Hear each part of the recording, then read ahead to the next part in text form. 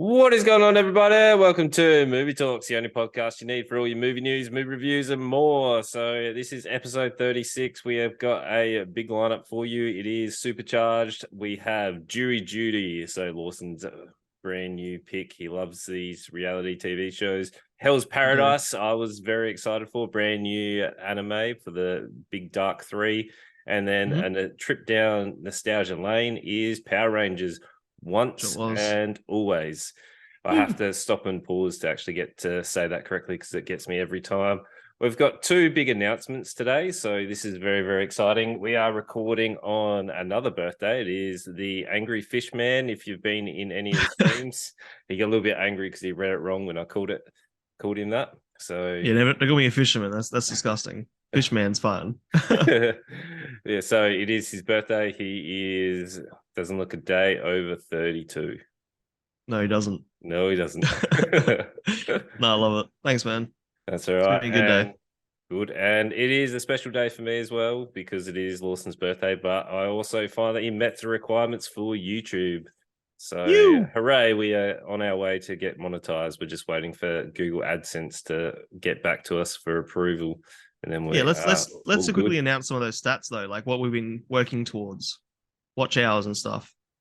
Yeah, so YouTube monetization requires you to have 1,000 followers and then one of either of the following. So it's either 4,000 watch hours, but shorts do not count to those watch hours. That is only long form content. And then all you have, that's a year cycle. And then you also need to have in a 90-day period, if you're going down the shorts, is 10 million views, which is nuts. That's huge. Yeah. I didn't get 10 million views. I only had 295,000 or something for short views. But yeah. It only takes one viral, I suppose. That's huge. Like 4,000 watch hours. That's a huge achievement. Like 1,000 followers, obviously as well. But well done, man. That's what an effort. Thanks, man. That is 13 months worth of work. So you can go back and see the progress. Obviously, the first videos are pretty raw and pretty rough, but it's definitely come a long way. Also, we had a live podcast yesterday.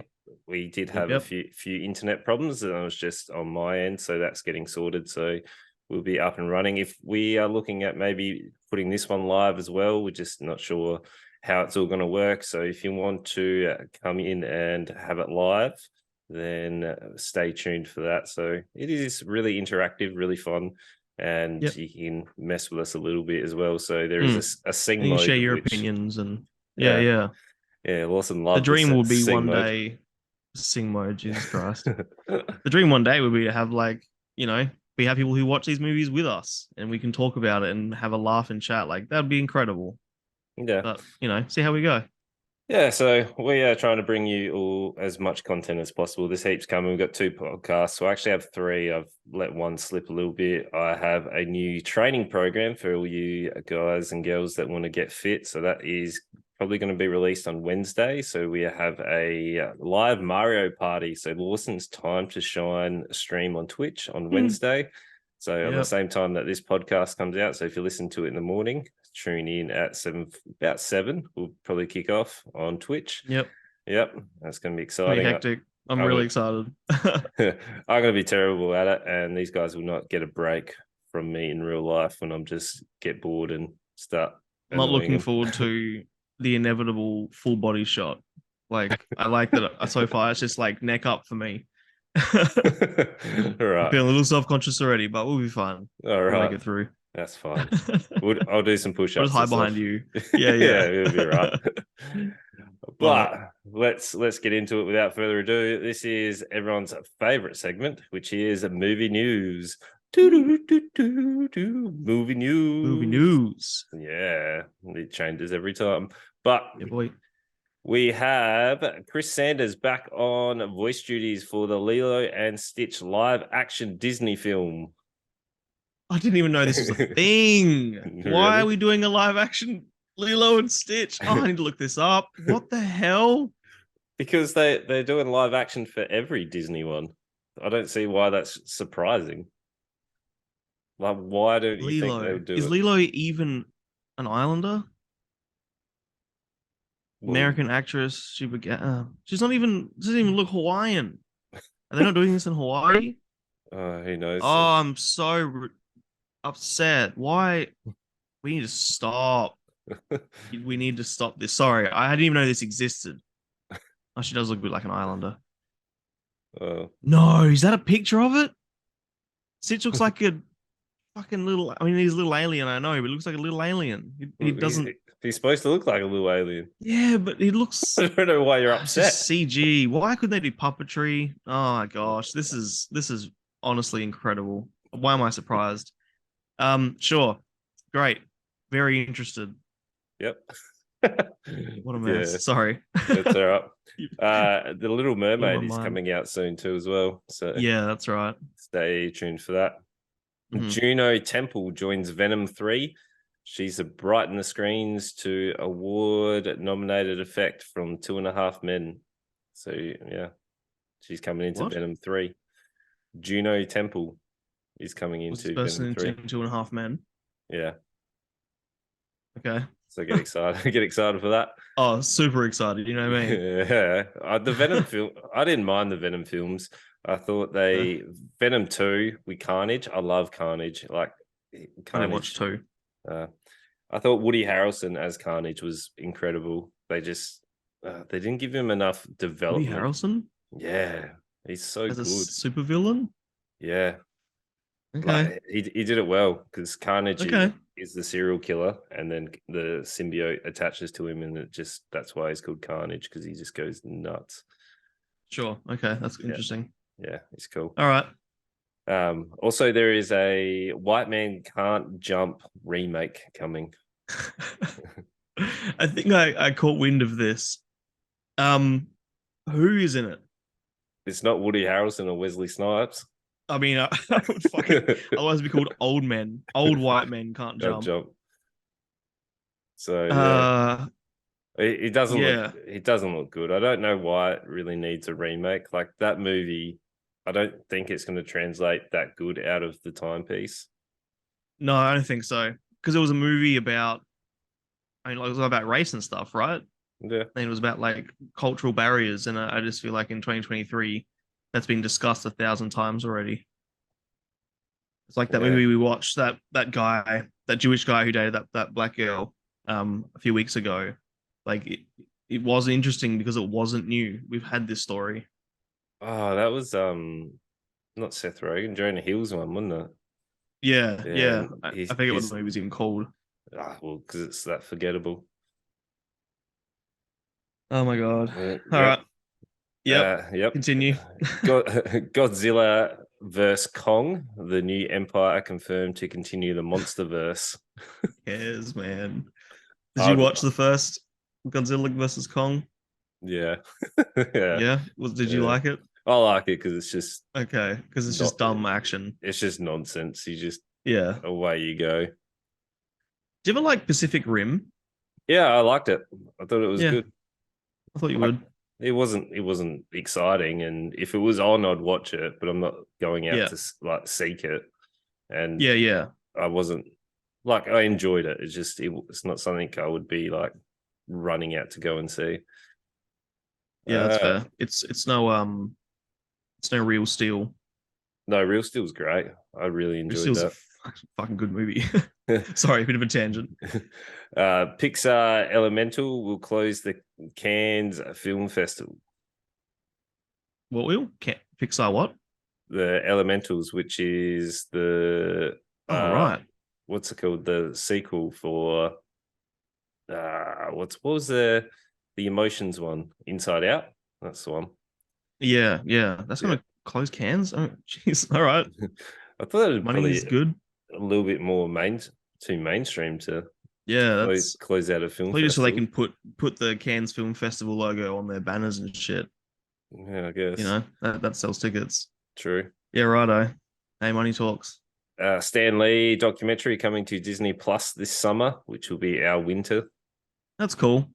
Yeah, I'll be down for that. I'd be interested in that. I'd love to hear his like thoughts on all the cameos. Was it just he wanted to be in the cameos, or like whose idea was it for him to have so many cameos? Be interesting. I should know. Yeah, I don't know a lot about the story because I know obviously, I don't even know what young Stanley looks like. So he didn't really get too big in the limelight until late in his life. So there's so much to learn. It's like 50 years of Stan Lee, 40 years of Stan Lee.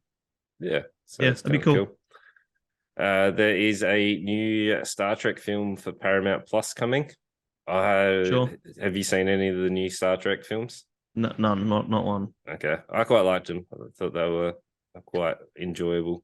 If you like Hmm. sci-fi action, it Yeah, was I've heard pretty good things it wasn't as about some, I think. wasn't as disappointing as the Star Wars trilogy.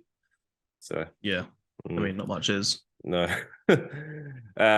James Gunn has confirmed his Superman legacy is in pre-production. So James Gunn has taken over the new Oh, Superman really? film. Yep. Jesus Christ. I was James. literally saying last time we reviewed him that he needs to stop doing epics. Mm, And here he is. yeah. I mean, Something more DC epic. DC need to do something though. They need someone who's got an established background in those superhero films. Like he did really well with the Guardians of the Galaxies. Like Yeah, he's proved I himself. suppose. Oh, I'm getting confused. I got my directors confused. Don't worry. Ignore me. Yeah, Yeah, sure. I don't yeah. know. I've only really seen um yeah, the Guardians of the Galaxy and Slither by him. I don't Okay, think I've really seen much else. yeah. That's Oh, fair. and Scooby Doo, of course. Scooby Doo was good fun.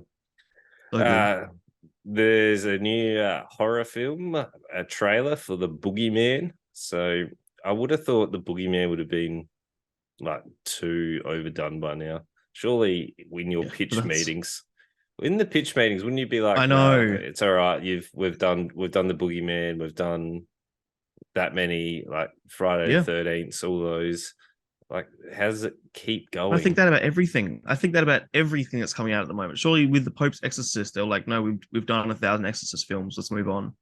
Like it's They everything right now. no, but the Pope's Exorcist is based on like the true story, like loosely based on the true story. Like that could have been really well done if they didn't mess or fumble the ball Yeah, and it the could have been goal line. about the actual true story, not some ridiculous over dramatization. Like all that didn't happen. Let's be honest.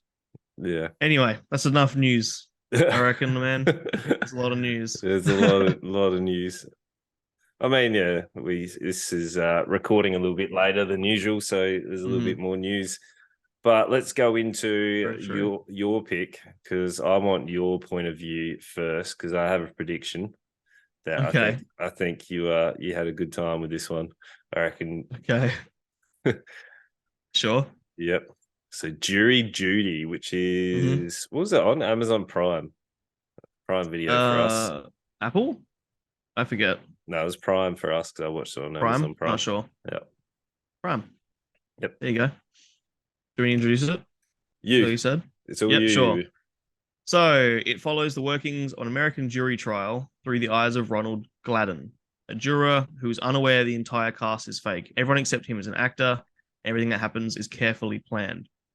Uh, it follows. Well, it says it follows this one guy, and it does. Like he's obviously the main character, and it's about his interactions.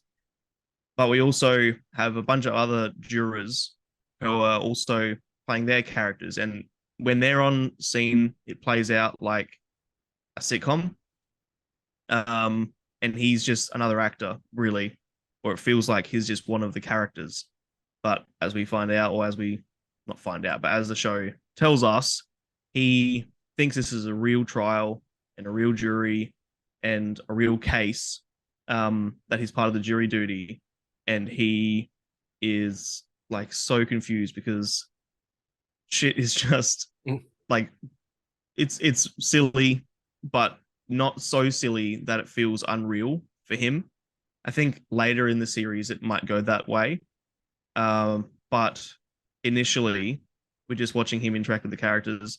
The only other person who is like worthy of mentioning right now is James Marsden. Mhm. He has done a heap of stuff. Like he's pretty well known at this point. He was Cyclops and X Men, as they point out in here. And in the I know Sonic things film, like he was in Sonic, 30 Rock. Yeah, he's got a huge catalog at this point. and I like him a long time ago, but I think he's fantastic now. So he's in it, but he's playing himself, and he's playing an actor, obviously, hell, an actor. He's playing himself.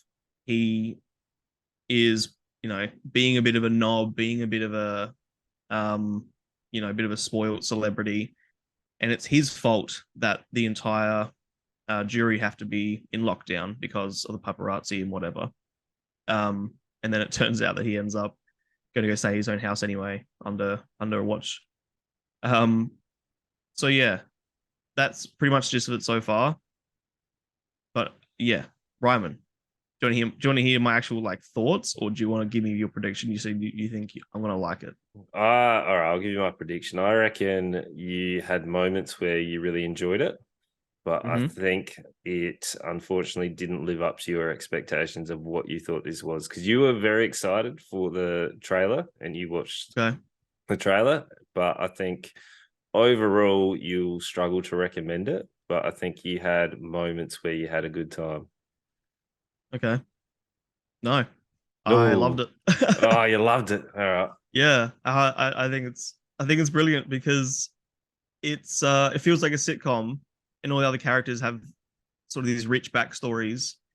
But then we have this one guy who's just so confused, and seeing him react to stuff is so funny. Like, I love, I always say I love things that are real, and this is real. Like, this is a real guy just thrown into this ridiculous situation. It's so interesting to watch. What are your thoughts? I struggled with this. I don't know why you keep making me watch these things. So you're 0 and 2 from these type of shows. Yeah, okay. It's So my kind of shit. yeah, there were moments where I was like, this is actually quite funny. I think most of the time it missed the mark with a number of the actual cast. I thought at the start it was pretty dry until, was it when they were trying to get out of jury duty, where they were giving excuses and they got the guy to say that he was racist. He's racist, Like that was a good setup, and that was quite funny. But the Yeah. lead up to that, there wasn't that much going on. I felt like James Marsden tried really hard. Like, I liked him in Sonic, I liked him in other things, but he felt like he was trying really hard to be like really self-aware and make the jokes. Like, it felt hard to watch at times. Okay. I didn't think that, but sure. I did. Yeah, that's fair. It wasn't till second episode I was really bored. Like, I didn't think there was much happening in second episode, where the racist setup was really cool at the start, where, as I said, and then in episode 3, the introduction of the dweeby bloke who makes a chair out of crutches. Yeah. That was hilarious. Like, I had a great laugh at that. But yeah, it's pretty funny. He was by far the standout. Like, I would have preferred him to be the main person that everyone was like focused on. Like, if you've got this bumbling, awkward bloke who's essentially trying to be some unique like inventor or whatever, like what did he have? He had the crutches on a harness, like a swivel. Yeah, the went around is like, it was like a belt harness. And it had these swivels at the back, so when he leant backwards, he could sit on these crutches. And he had like a camel pack that had like food coming out of it. So he had like a water pack and a food pack. So he was drinking his blended food, and he was an inventor. He was a creative mind. Yeah. But how fun is it with I keep getting our main guy's name. Ronald. How fun is it with Ronald? How he's such a sweetie. He's talking this guy up and saying like, I love your brain, and he thinks he's obviously a real person, but he's being so nice and genuine to this very strange guy. I don't know. I would find that guy so interesting. Like, I would, if I was on that like actual panel or jury or whatever, I'd be like, all right, what's he going to do next? Because I would be just watching him just to see what happens, because that is so fascinating. Like, when he's just trying to get in the car, he's like, oh, one downfall is that they don't bend. And there's like this awkward as trying to get in. Like Yeah, it's so funny. And They're just even watching him. they watched him for ages. Yeah. No one even said anything. And even when he's like trying to sit down on the actual jury, he's like another foot or two, Right. 2 foot They put him at the higher. front. You can sit at the back, no problems. They put him right at the front, making it hell obvious. I couldn't stop laughing with there's this one old woman and her name is Barbara, and she like she keeps falling asleep, basically. Before this, like in episode 2, they're trying to elect someone to be like the head juror.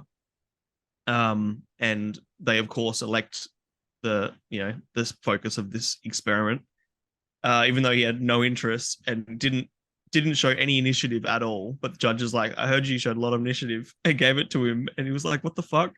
So yeah, there's this woman keeps falling asleep because his head juror, he's like responsible for them.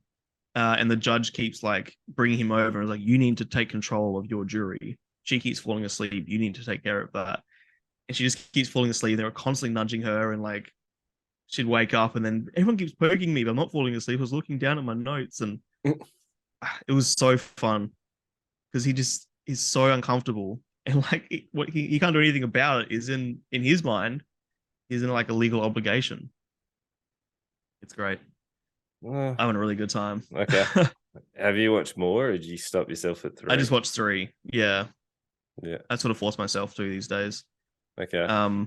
Apparently it does get better. So in looking at the IMDb, what's called Okay. ratings per episode, they say first one's 7.8 and then works its way up to 9.3 by episode 8. Okay. Because they did at the end of episode 1, they had like coming up, and they show you like highlights from the rest of the season, I think. Yeah. And there was some, like looking at it, there's some pretty chaotic moments. So yeah, I can tell, and I guess it's expected that they're going to be ramping it up and making things a bit more chaotic later. Yeah, hopefully. The reviews look pretty good on IMDb. So I don't know. I think I might have to power through, see if it does get better. I'm surprised they got away with one of the actors is Kirk Fox. He's not a big actor, but he's been in like Brooklyn Nine-Nine. He's been in like Rush Hour. Like he's a side character in a lot of things, or like an extra more or less. But he gets named roles. I'm surprised they got away with having, because I recognized him. Okay. He's like the hillbilly guy. Right. I recognized him as an actor when I saw him. I didn't know what from, but I'm like, that seems a bit. Anyway, yeah, I had a really good time. I think that it's probably like you've sort of proved here that this is not for everyone. I think like my partner and I, we loved it. It's definitely up our alley. We love like reality TV and like real characters and real people. And seeing that presented in this style is quite unique. Normally you get like mockumentaries and everyone's an actor, or you get documentaries where no one's an actor. This is sort of a nice mesh of the two, because even the characters that are actors, we get this big backstory of where they come from. One of the characters is going through like a bit of a breakup at the time. There's like a bit of a romantic triangle between some characters. Like, and even though a lot of this happens away from Ronald, it's nice to flesh out the story, make everyone feel real, not just Ronald. I think it's great. It's something very unique. It's not for everyone, and I'm gonna give it a 4 at this point. Ooh, okay. It's up my alley. Yeah. Yeah. Maybe even 4.5, because there's nothing else that I've seen like this. Okay. And that deserves a bit of recognition as well. Yeah. For me, it's definitely not that high. I struggled through with episode 2. There were moments in episode 1, and episode 3 was better, but it hasn't impressed me enough to be able to give it that 3 recommendation. So it's like in the 2s, somewhere in the 2s. It's not like a 2, but it's not a 3. I think it's a maybe watch a bit more and see if that changes further along the line. Kind of like where you probably got an update on Beef, where that I was going to actually say, yeah, I do. Yeah. So yeah, for me, it's like I'm going to put it as a tentative 2.5 at the moment, and sure. nearly might be able to revisit it and see the rest of it by next week for the next podcast. We'll give you a review update. Yeah, we might get around to it as well. We'll see how we go. Got a lot of stuff to watch this week. Oh yeah, it's fine. With a shorter time frame. But yeah, we'll be right. Do you want a quick update on beef? Give us a quick update on beef. Yeah, very quick. I really like where it goes. A lot of things that I said, I hope it doesn't do this, and hope it does this. It definitely gets more and more intense. The characters' lives dramatically change by the end of the film, and there's no necessarily happy ending. Everything gets shaken up to the point of like house fires and stuff towards the end. Like it gets pretty chaotic. That being said, I didn't love the last episode. I am a little sour on the way it ended. I'm not saying don't watch it, but I think I would have been kind of happier if the last episode didn't exist. I don't give any spoilers or anything, but it wasn't really where I wanted it to finish until right at the end, and it was like, it's okay. I still think my review I think I gave it a 4 last week. I still think that's fair, even with the last episode, but it could have been even better if they didn't do what they did, but you'll see if you watch it. Okay. That's beef. Yeah. I liked it. I'm glad I watched the rest. You still haven't sold it for me. That's fair. I still, if I did watch it, do you reckon I would like it? Not if you think it's a comedy. Okay. Like, yes, there's moments of funny situations, and it's like, how this is so chaotic. How the fuck does it even happen? And everyone's an idiot. But it's not a sitcom. Like, if you go into it thinking it's gonna be funnier, it doesn't get any funnier. It's not necessarily funny. Okay. Because I like a stand up. I find it quite it's something funny. like that. Yeah. Oh, yeah, I probably won't see it. But let's move on to Hell's Paradise. So this is the third, in part of the Dark Big Three. So if you're a fan of anime, you'll know there's the Big Three. This is part of the Dark Big Three. So that's Chainsaw Man, Demon Slayer, and Hell's Paradise. So Hell's Paradise is technically the least popular out of the three, but I can kind of see why, because obviously the other two are more action packed and sort of more of the shoujin standard.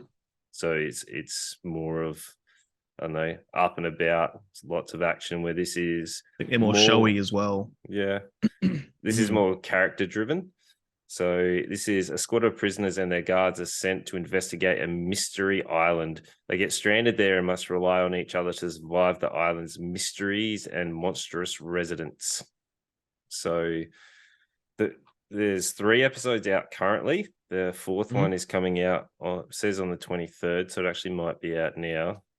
But so excited to see that. But the first episode is dubbed and the other 2 are currently only subbed for us, unless you speak Japanese. So that is it. Yeah. Anyway, I'm digressing. A little bit. I'm confused. All right, I'm gonna butcher some names here, but our main guy, Gabimaru, is focused on him. He is Gabimaru the Hollow. Yeah, Hollow. Yeah, so he's essentially would they classify him as a shinobi or was it an assassin? I got a little bit lost. No, I think the word shinobi was used. Because he's got the Lawson special, the mask, but for a completely different reason. I was like, what the fuck's the Lawson special? Yeah, the mask. Yeah, so sorry, that's a throwback to the merch store. Yeah, he's an elite shinobi assassin. Yep. Yep. So it's revealed that he's taken in by this clan because his parents were killed by the leader and is trained up. We haven't fully fleshed out why all of that's happened, but we are drip fed bits and pieces here and there. And it's at a good, consistent pace where it's not like really drawn out. I think it's done well enough that it keeps you sort of on your toes, and also enough information is coming in. But he is being executed by one of the higher ups.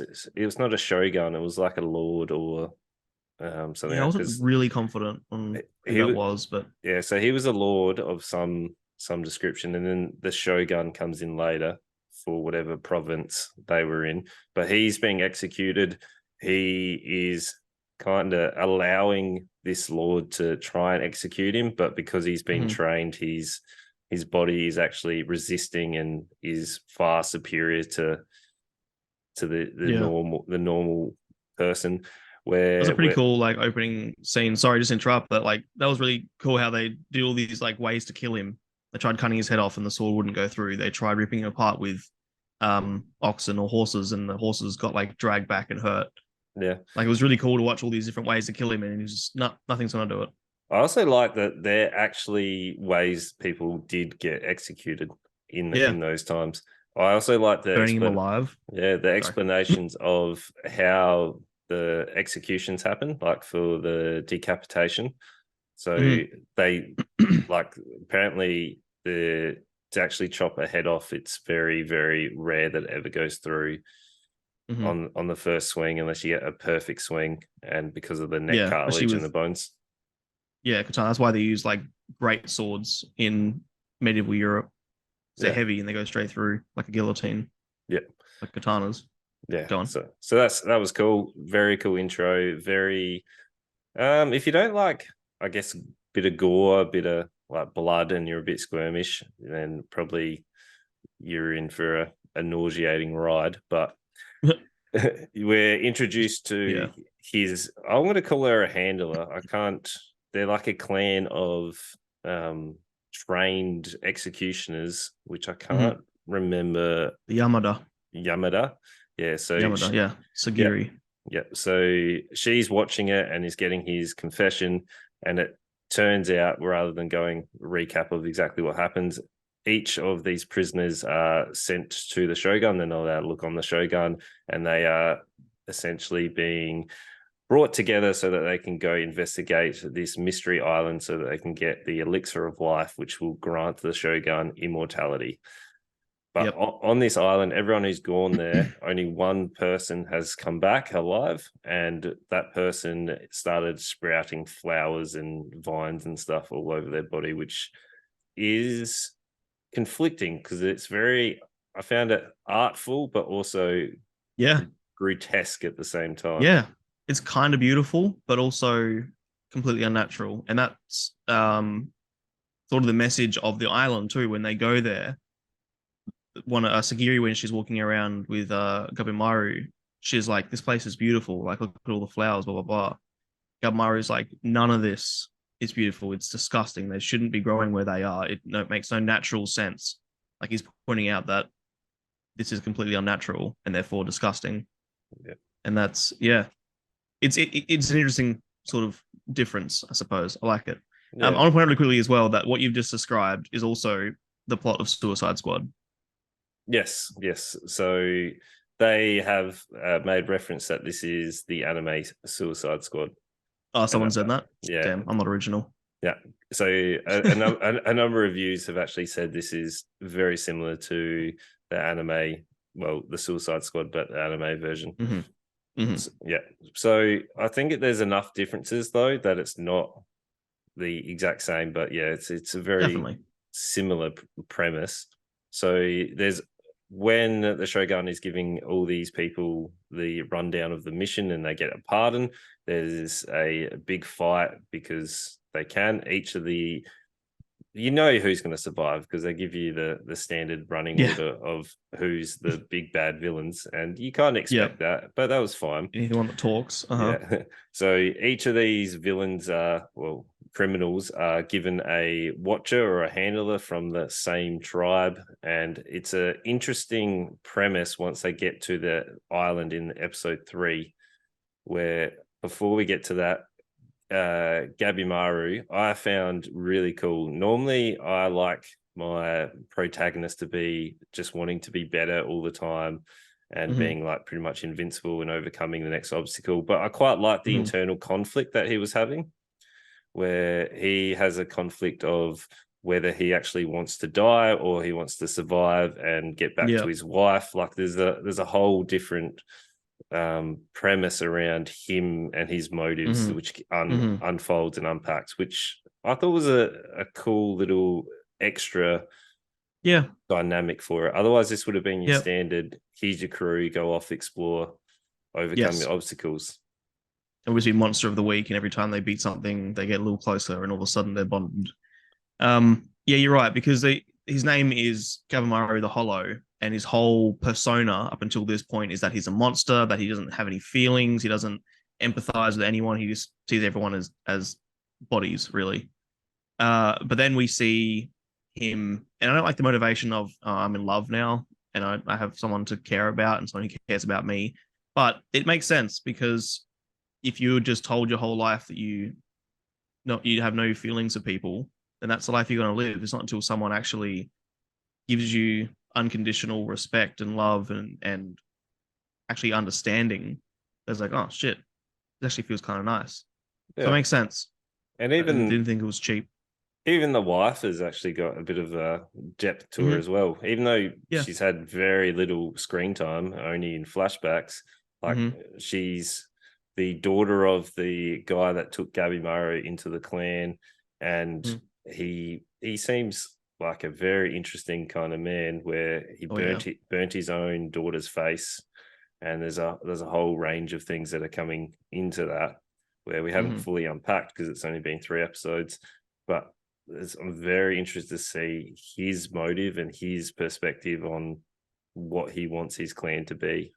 Because I mean, he burnt her face because she had desire to live a life as a normal woman. Like, it's pretty horrific. Because we don't know much about the clan besides they train in the ninjutsu, and essentially everyone in that clan, if they don't survive the training, they die. Like how many people survive? How many people go through the training? There's a whole backstory yet to unfold. But then in episode 3, we actually get to the island, and unpacking the island and the conflict between the handlers, the criminals then having their own motives, some teaming up, kind of Hunger Game-esque on the island. Very, very interesting. And the reveal of the island itself with the creature and its grotesque, beautiful creatures is kind of really impactful. Like there's a bee that stings one of the guy's hands and he just chops it off. And all the centipedes. Yeah. Just a hand off. Yeah, sorry, that's actually a really cool moment because he gets bitten and he's like, arms off.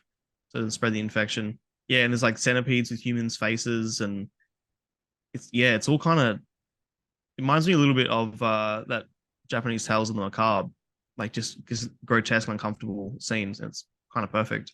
Yeah. Another thing that I did like with this was the editing. So each of the fight scenes, like we see enough of the peak action and where it's going, but it's not fully showing you every single movement they're doing. Like there's cuts away where there's one big fight on the island where we know what's going to happen. We get enough of the information rather than spending like 5 minutes on the fight. It's all done in 2.5 minutes or 3 minutes. So we're saving that 2 minutes to be able to unpack some more character development. And then like everyone who's having a main sort of role in this is getting that character development. We're getting bits and pieces of their backstory, and their motives are sort of being questioned as they go on this journey. Yeah, I'm really curious to know, because at the moment I feel like there's only 2 characters and sort of Kevamaru's wife as well. I'm really curious to learn more about more characters. That I think his name was Chobe. He was one of the ones who was in the fight, and he started killing, I think, first. It's like, don't you get it? And he started biting people and ripping them apart. He was pretty cool, and I want to know more about him. And there's that giant guy, and point is, there's a lot of interesting characters I really hope we get more info about. But didn't a few of them die on the island, or was that like, I thought straight away they were like, there's already been some battles, and like that purple haired chick that was behind Gavamiro in the lineup, she died already, I thought. Did she die? I thought it was the blonde girl that died. So the one that was seduced the guard, and then she killed the guard, and then someone else killed her. And then I think the guard ended up killing her. Well, the guard died as well. She seduced him, but then I think they showed a bunch of stuff at once, like a whole little montage. I don't recall. I just find it interesting that they killed a bunch straight away, where I thought Yeah, my point is, I don't know where this is going to go, and this could be really interesting or really boring depending on the next like 5, 6 episodes. But I had a really good time. I Yeah, thought there was enough. Gavamari is a very interesting character. Um, it's hard to compare this to Chainsaw Man. I haven't seen um Demon Slayer. Demon Slayer? Is that what you said? The Demon other, Slayer. Yep. yeah, yeah. I haven't seen that, but comparing it to Chainsaw Man, like it's not as showy. Chainsaw Man takes a lot of pleasure in its gore and violence, but I kind of like the story more in this. I feel Okay. like there's more I want to know about the characters and their backstory than I do about anyone in Chainsaw Man. Yeah. Well, as I was saying before, like Chainsaw Man is more your standard Shogun, not Shogun. That's the what is it called in terms of that anime style? Shogun, no Shogun, whatever Shojin. Shojin, Yeah, is that anime. that's the word? I probably I've butchered it, but it forgotten it doesn't so matter. now. But yeah, regardless, it's more of that action standard action Yeah. hero. Like Denji is his whole motives. Like he's different to your standard, I guess, protagonist because his whole motives are to like Mm. further his personal goals rather than being the good hero to Yeah. like save someone. He just wants to see some boobs and away Mm-hmm. he goes. Where this has a more of a mature, I guess, Yeah. Yeah. um, sort of story unfolding and motives because there's Mm-hmm. that whole different realm to it, which I guess would sort of cut down your audience a little bit. So like your Mm-hmm. younger, because that the genre is more targeted to like your 13 to 20s, where I Yeah. feel like Yeah. this is more like your adulty kind of Mm-hmm. themes that it's dealing with. Mm-hmm. Yeah, I feel like So it's definitely an age bracket that would way prefer Chainsaw Man over this. Yeah. yeah. And that's kind of the same with Demon Slayer as well. Like Demon Slayer is his sister gets turned into a demon, and his whole journey is to kill the head demon so he can save his sister. Like that's the general premise of it. But it's like the animation and the storytelling and the pacing is really good for Demon Slayer. It Mm-hmm. reminds me of My Hero Academia. Like that pacing and that storytelling Sure. is really Okay. good. But like this, I had a really good time with it. I'm Mm-hmm. actually really invested to see where it unfolds. Like I don't want to read ahead with the manga. Like sometimes I like There to you read go. ahead because I want to know the story, but Mm-hmm. I want to see this unfold. I want to watch it, and Mm-hmm. I'm annoyed that it's a weekly release. Yeah. Right. I kind of want to binge it, but I'm glad that there's a new episode out. Yeah, there's one out now. Yeah, yeah. Yeah. So Went and looked. yeah. Oh, it is out. Yeah, yeah. Ooh, nice. I'm gonna be watching that. Episode on the website I'm on right now, episode 5 comes out in 5 days, 11 hours, 34 minutes, and 50 seconds. Oh, it's got a countdown too. Yeah, Nice. literally counting down in front of me. Nice. I'm excited. I've been on a bit of an anime binge at the moment. So this morning I Mm-hmm. just caught up with all the Bleach 1,000 Year War. Ah, so Right. good. So good. Loving it.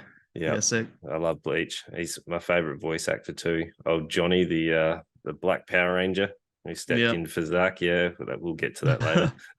We will. but yeah, for me, this is really good. I'm only taking half a star off because I want more episodes. So it's a 4.5 for me. Sure. Like it's left me hanging. I like, even though he is kind of feeling a little bit invincible, I feel like there's enough to Yeah. unpack there. Like I still feel there's more things that are going to put him in danger rather than just having a baddie of the week that he has Mm-hmm. to overcome. So I'm But he very also an interesting motivator. He has to keep Sagiri alive. If anything happens to the what do they call them? The minders or whatever. If anything happens to them, they die. So yeah. there is like a bit of, he's trapped in this island. They have to get along. Obviously they do end up liking each other and stuff. That's always how these things go. But yeah, you're right. I'm way more invested in this than I initially thought I was going to be. I'm definitely more invested in this than I was in Chainsaw Man. Chainsaw Man's a fun ride, and I probably laughed more in that and like was probably more blown away by the scenes in Chainsaw Man. But this to me is a better story, and I care way more about the story and the characters than I do about how good it looks and how much I laugh. So yeah, I always feel awkward ranking anime because I don't have a massive like history with anime, but I still feel this is like, yeah, 4.5. Like I'm having a really fun time. I actually think I'm going to watch more of this. Whereas Chainsaw Man, I sort of stopped after what did we do, 4 episodes. I just Yeah, never went back to it. 3 or 4. I was letting a Mm. few more get ahead so that I could watch more. So I think Yeah, that was it's always my plan too, but I just never did. Whereas this, I'm like pretty keen for more. Actually, might even watch it weekly. So ooh, that's a yeah, big call for you as well. we'll see though. I say that now, but knowing me, Yeah, that's true. but yeah, good. It's good. I'd Yep, recommend it. excellent, nice. I'm glad I'll get you on the anime Yeah, train. thanks, man. That's all right. So now moving on to some other, I guess, inspired from Japan as well. The old Yeah. Mighty Morphin Power Rangers Once and Always, the Netflix original. So they are bringing back some of the original cast, not all of them. Mm-hmm. 2 have passed away, which was the Yellow Ranger. I forget her name. Kim. Kim something. Yeah, and also Tommy, the Green Ranger. So he was my favorite, the old Green Ranger. It's Yeah. very, very, very sad. But this is it's 55 minutes, so it's pretty much in the same vein. If you're going to watch a kids kind of movie, they make it kind of 2 episodes back to back, all meshed into a one storytelling. So the Rangers come face to face with a familiar threat from the past. In the midst of a global crisis, they are called on once again to be the heroes the world needs. So Yep. yep. So our returning cast is Zach. So Zach is our Black Ranger, Mm-hmm. and we have Billy as well, which is David Youst. He's returning. We have the Red Ranger. Billy's Blue Ranger, by the way. Billy is blue. Yep. Which I felt like was a weird choice, him being the lead, because the Red Ranger is always the lead. Yeah, kind of was weird. The I fact that the Black Ranger um was the main character, really. Yeah, I don't know. I felt like it was a weird choice. Like I thought they would have run the standard formula of who was in charge. Like even the Mm. poster, like the Blue Ranger's there and the Red Ranger's far in the back. Like Yeah, it's it's an odd unusual call. because we're so used to Red being the lead ranger. Yep. Even in the new series, like my son and I have been watching the newer one, like Beast and a few other ones. Like Red Ranger Mm-hmm. is still the leader of the Power Rangers. But it is what it is. Then we have, uh, was it Steve? Was that the Red Ranger? Steve, Rocky? Yeah, that was him. Yeah, Yep, I didn't even see yep, him on the IMDb yeah, list. Rocky. So Oh, there he is at the he's top. Yep, yep, yeah, yep. yeah. He looks different in his photo than he does in this returning role. So Sure does. Sorry. Yep. yeah. So Rocky returns. He doesn't really have a big part to play, No, no. considering he was the lead ranger with the T-Rex. But the Mm. Triceratops takes it. So Robot Rita is coming back, which is weird choice because the original Barbara Goodison does the Mm. voice, but doesn't Yeah, return in this. Like she does the voice for Robot Rita, but does not return in the costume. yeah. I don't Which get it. I would have loved to have seen her as Rubber Reader again. Like she would have been older, but so is everyone. yeah, I guess I wonder if they I were don't know. like, like during the hey, you want to come back and do your role as Rita, and she's like, oh no, I can't, but I can do a voice acting. They're like, Potentially. oh, we can make her a robot so that you Yeah. don't. Like, there's They a did. number. They pulled a freezer on her Yeah, there's a number of backwards. there's a number of things that they do where I'm assuming it was due to people saying no for them to come back and do their roles. Yeah. Like But she's a pretty big voice actor now, whereas I okay, don't think the rest of them are doing a whole lot. I mean, no. I haven't looked, but I've never seen them anywhere. And judging by their acting ability in this movie, I don't think they'll be getting a lot of jobs. Look, I can't imagine people looked at the Power Rangers was like, this is the guy or girl that I want for my main star. No. I don't think anyone has ever thought that.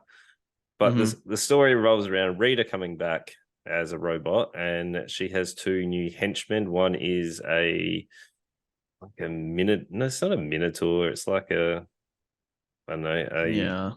not a Goliath. It's a what are they called? I think it might be a minotaur. Is No. that the is the minotaur the Minotaur's like the bull-headed human thing. yeah, that's it. Yeah, That is that's what it correct. was. Yeah. Like Yeah. I literally can't remember what they look like now. Yeah, he was a big bulky bull, and then you've got the snake, which was I can't remember. Doesn't really matter. But he's a snake. He's a slippery snake, The and snake. yeah, he comes in. They're able to track the Rangers anytime they morph, which is a very convenient little plot device. So these guys Yep. know where the Rangers are, and if you get touched by the snake guy, the slippery snake, it turns you gets wrapped up in snakes, and then you Yep. become a smaller version, which is a nice way to show all the merchandise for all the toys. Yeah, And wasn't it? so once they go into the toys, they're essentially trapped, and then Rita is able to take their power. So I'm assuming, and I kind of liked the way they did it was they showed all the toys, and as they progressed throughout the story, she was capturing more and more rangers, and she had them displayed. And I'm assuming that is all the people that were unable to come back for this movie role. So I didn't Or mind. didn't who said no to coming back to the movie role? Yeah, Yeah, that was fine. Yeah, it yeah, doesn't matter. yeah. So the Yellow Ranger dies, and we are presented with a brand new character, which is uh, Min was her Min. name. Yeah. Min is the Yellow Ranger's daughter, who then Hmm. is taken legal guardianship. Zach takes legal guardianship of Min, and there Yeah, is which is this weird. very awkward scene of Min training, Yeah. which is it was the Yeah. worst part of the film. Like she was holding her Bad. poses for a very long time. I was so confused why that was even in there, and we didn't get to see her transform till way later. Like she even Yeah. stole the morphing device, Yeah, and it the was little thing. Yeah, yeah. Which was annoying because like obviously that's going to happen, especially if you've seen the trailer. Like don't attempt to tease us with something we know is 100% happening and then wait till right at the end and be like, "Oh, wow, it's happening." It's kind of yeah, dumb. But that's Power Rangers. It's all yeah. dumb. I also wonder when they were casting her if they were intentionally looking for someone who was also a shit actor because she's had no acting history. You could have hired a good actor for her role for sure, but she was equally as shit as all the other people in this, which is saying a hell of a lot. I think she was actually worse than the others, though. I think the others had probably Some, nostalgia. They had at least nostalgia factor, where sure, where she didn't have that. Yeah. yeah, where David Billy. Yost did not give a shit. No, he did not. He was like so unenthusiastic with everything he did. For being the lead role, and Yeah. like you got a flying car, like have some fun. Like No, you're doing flips, you're doing you. Like, how old is he now? Like if I don't know, if you're don't 50 know. odd coming back Have a going, look. it's morphin time. Like, wouldn't you get into it a little bit? Like, wouldn't you want to sell that for the nostalgia crew, or you've just had enough and you're like, I need some money, so I'm coming back for to reprise my role. Like, is Yeah. there He's 54. I mean, yeah, that's old. He's ticking.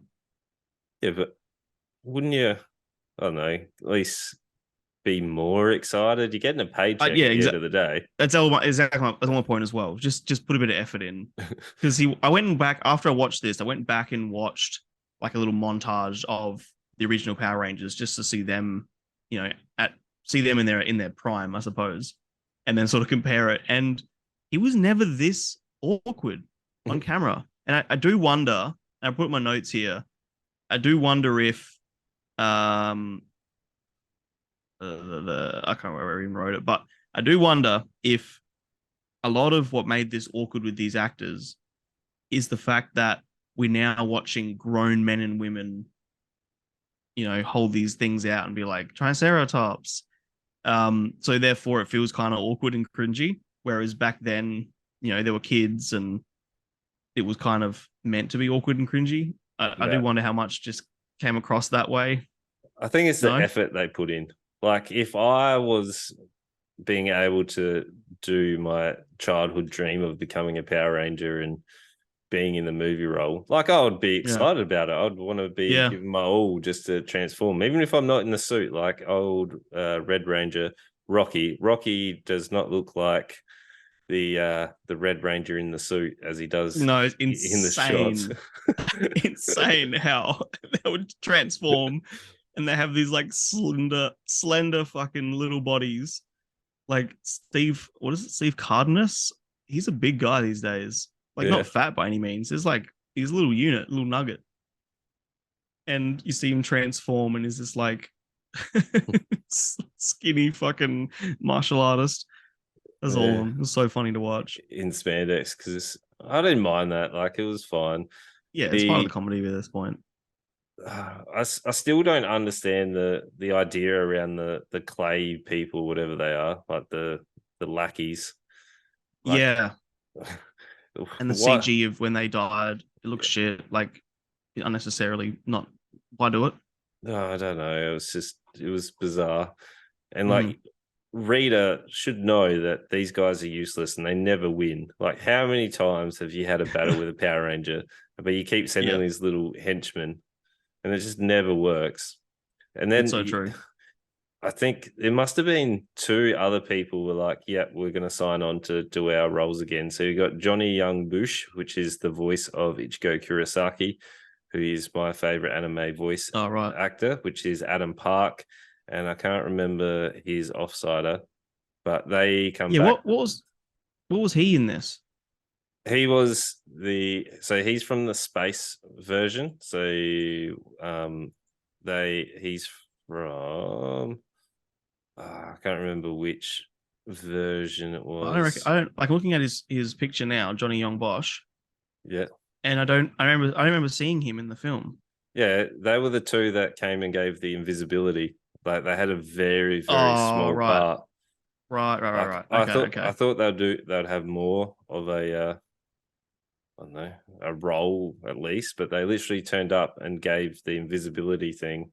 And Jimmy pointed out where on the other podcast, he goes, you can only use this once, and then they immediately use it. Yeah. But then away they go again. Yeah, it has like no impact or whatever. Yeah. Yeah, so a little bit of inconsistencies, but I thought they might come back and it's Power Rangers. I don't know, do their role as something. Just going through his list of stuff, it's insane. I've been scrolling this entire time since I clicked on it.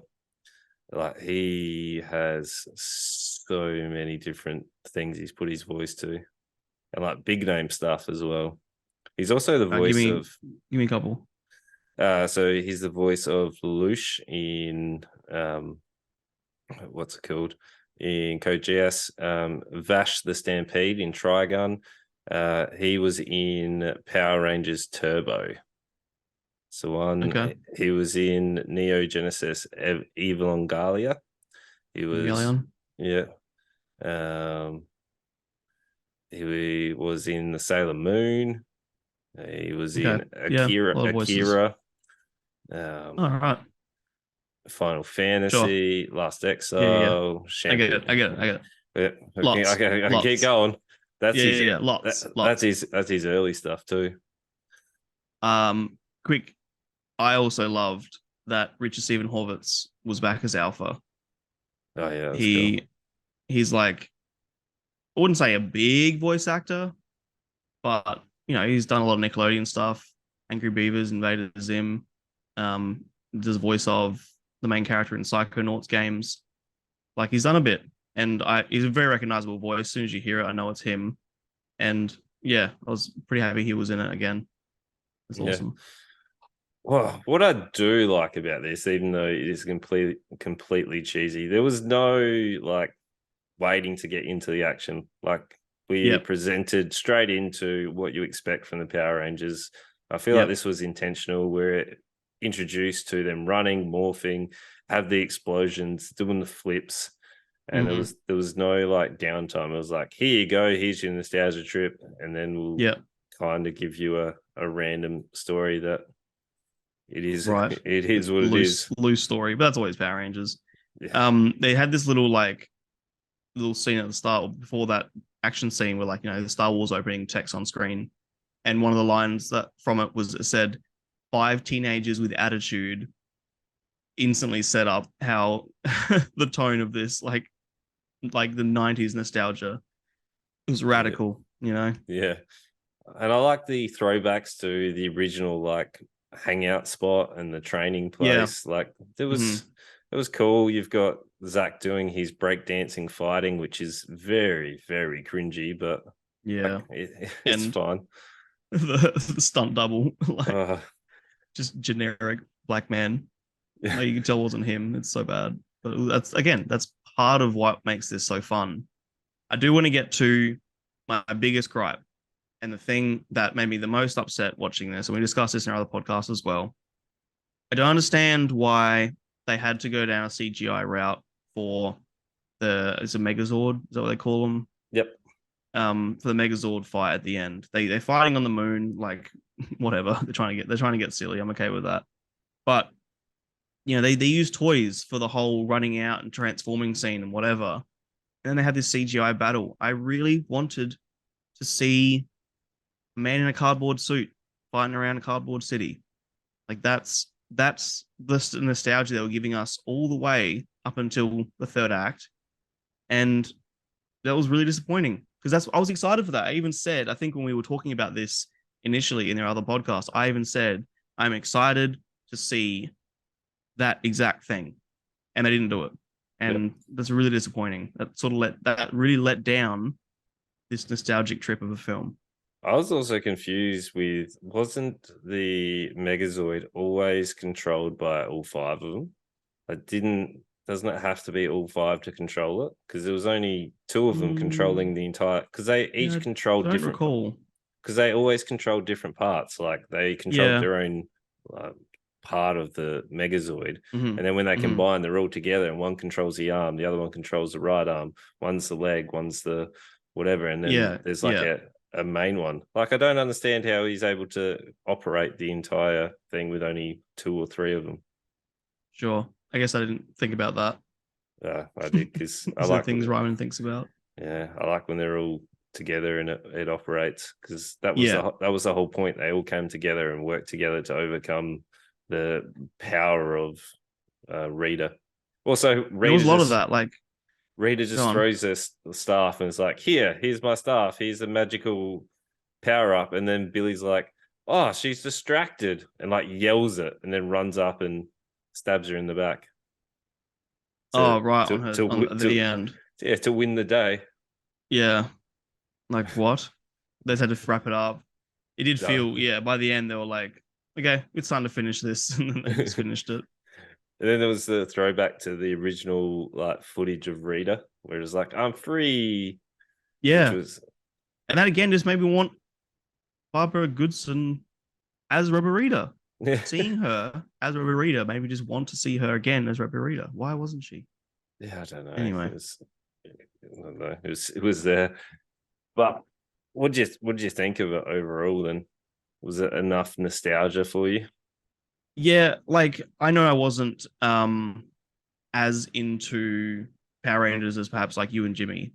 I didn't mind it growing up. I watched it every now and then, but I was never like watching it every time it was on. Um, so I didn't probably have as much nostalgia as a big fan. But for me, it's still enough. I had a lot of fun for a lot of it. I it's definitely you can't say this is a good movie by any stretch of the imagination, but it's a very very nostalgic movie. Yeah, it's hard to judge because there are moments where it just feels like a shitty boring soap opera, And then there are these moments of just like the breakdancing fighting scene that's just ridiculous, and like it fills you with glee to watch because it's just so silly and fun. I had a pretty good time. If you have watched or did watch or ever enjoyed watching the original Power Rangers, yes, 100% recommend. It's probably a 4 for you. I do wish they didn't go CGI at the end. That's a huge letdown. And if that was included, like the actual original cardboard and whatever, it might have even been a 5 for the nostalgic factor. But in terms of being a good movie, this is like a 1 or a 1. No, it's not a 1. It's like a 1.5. There are some cool moments. But I mean, in all, I'd recommend it. I think rounding out the 2, it's like a 3.5.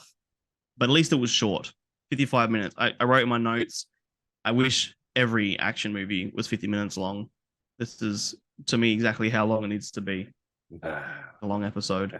Even like John Wick. Imagine if they wrap John Wick up in 55 minutes.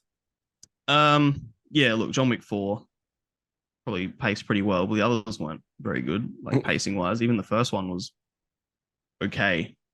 Second one was a pacing mess. I liked him. Anyway. I liked him. Yeah, but, pretty good. Yeah. Pretty good. 3.5. Yeah. Yeah, I do agree that it is not a good film. Like, if you're taking this to literally watch a film without nostalgia, or you're not a young child, then you're not going to have a fun time with this.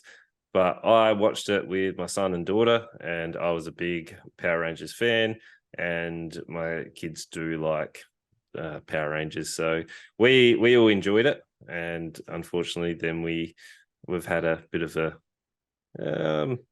run with playing Power Rangers and fighting and kicking and flipping and all that stuff, which is pretty fun.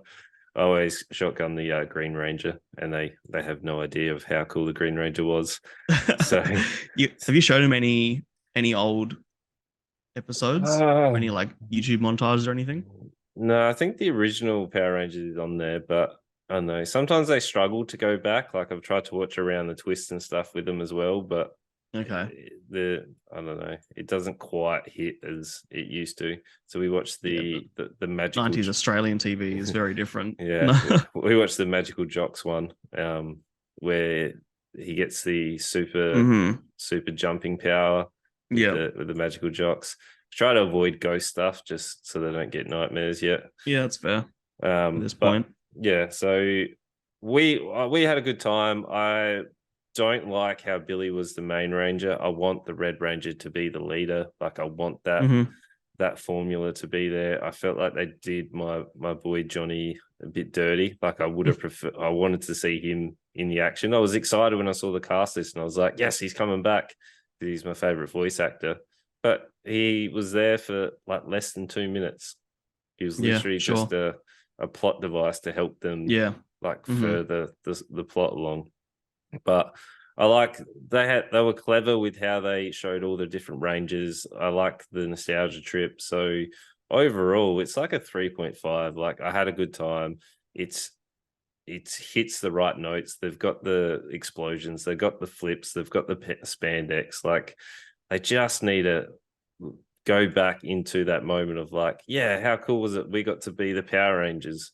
Like, we got to do that. Like, give a little bit of excitement. Be excited about reliving the role. Yes, you're 54, but lean into it. Like, how many more times are they going to call you back to do your role as a Power Ranger? Exactly. Like, just take your paycheck. Yes, you might feel embarrassed that you're 54 and still yelling out Triceratops, but it doesn't matter. Triceratops. Just be excited about it. So, I agree. Because the rest of us, especially when you look at like David Yost's list. Jesus Christ, his name's blowing me away. He's done nothing really except for Power Rangers movies, like all over the place.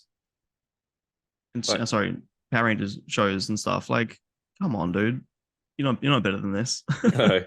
Like, what's the matter, mate? Are you're annoyed that you couldn't break into the acting scene? Like, that was it. You were just the Power Ranger. Like, Power Rangers were massive, in Australia anyway, in the 90s. I'm so proud of that. I'd wear Yeah. a Blue Ranger outfit everywhere, even at 54. Yeah. Like just be excited about it. That's just what Yeah, I wanted. But yeah, if you didn't watch Power Rangers and you don't have young kids, don't watch it because it's not for you. it's not. So they did it well. They marketed it well, like the nostalgia trip, and they hit all those boxes that I wanted. So Hmm. yeah, that's it. So oh, Nice. next week we have The Diplomat, which is Netflix, series on Netflix, which has dethroned Beef. So Beef has been kicked off. Beef didn't really stay on top of the list very long. I guess that's the downfall of releasing all the episodes at once. Like people will smash it, and then you don't actually have Yeah, all of that. I know when people were raving about it, they were like, "Oh, quick, let's all get on it." But who there's not knows? much else out at the moment to compete with, to be honest. True.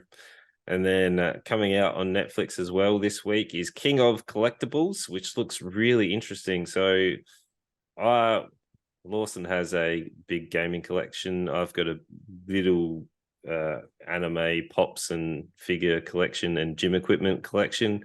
So seeing this on the next level will be pretty interesting. This bloke's got like a warehouse of all these collectibles and jets and shoes and whatnot, Hectic. which looks pretty insane being on that level. And then we've got a Disney Plus exclusive anime, which is Ten Goku Damiako Yo. I don't know if I've said that right. Goku, yeah, Dame Markyo. Damakyo. Yeah. I don't know. That's how you say it, but that looks really interesting. I know it's been getting a little bit of hype and a little bit of excitement on TikTok. So I'm interested to see how that all unfolds. But yeah, it's not bad for a little birthday episode for Lawson, and Yeah. it's been quite a day. We've hit a number of goals, and if you want to see us live, we might be able to bring you a live episode of Movie Talks, and also we'll see if we can bring you more and more live podcasts with You Know to Hear First. So that is both on the Ryman TV YouTube channel. You've also got us on Spotify and Twitch as well. So I'm live on Twitch every Tuesday and Thursday, 7:45 Australian Central Standard Time. You'll be able to come talk to us. So Lawson joins on the Thursday night. This Thursday night is actually community night. So if you want to play some Fall Guys with us and win some prizes and all that sort of jazz. Otherwise, you can see us live on the Wednesday night playing Mario Party in real life. So I'll be Donkey Kong. I know Damo is very, very upset about that. So Yeah, he literally the other day was like, "Oh, me Donkey Kong." I was like, I think Ryman's gonna want to be Donkey Kong. Yeah. And I'm pretty stubborn, so I'll win that one, I reckon. I mean, it is the Ryman show, so I think you get first preference. Yep. Just doesn't matter if it wasn't my show. You just fight him. Yeah, I'll fight him. And then obviously the other boys as well. So you've got Retro with Damo or Dano, depending if you get that reference or not. So he streams after me on a Tuesday night, roughly around 10 o'clock, depending on how we're going. And then you've got Sure Thing Jimmy, who's going through a rebrand at the moment. He streams after me on the Thursday. So they're all exciting. They're very different to the chaos that I bring. Damo's a bit more ragey. Jimmy's a lot more chill, relaxed. So check them out. They love it. And yeah, we can amongst the three of you, there's such a dynamic range. Oh, yeah. Yeah. So we've got a Discord. Join that. Obviously, I've got brand new merch, so you can hit that. I'll put a link down there. So if you ever want to, I don't know, have a ninjutsu Lawson special, or if you have a litter box in your gaming room that your cat goes to, and you need to cover up the smell, we've got one of those. We've got a brand Lawson new merch special for you. Yep. So they ship from Australia as well. So you can get on that. Just be aware that it is in USD pricing because unfortunately that's what it is. So yeah. Other than that, we will see you guys next week. That is episode 36 all wrapped up. And we just ask that you can share it with your friends and get that word out there so we can bring your friends even more content to you. And we'll see you guys next week. Bye. Good shit. Love you.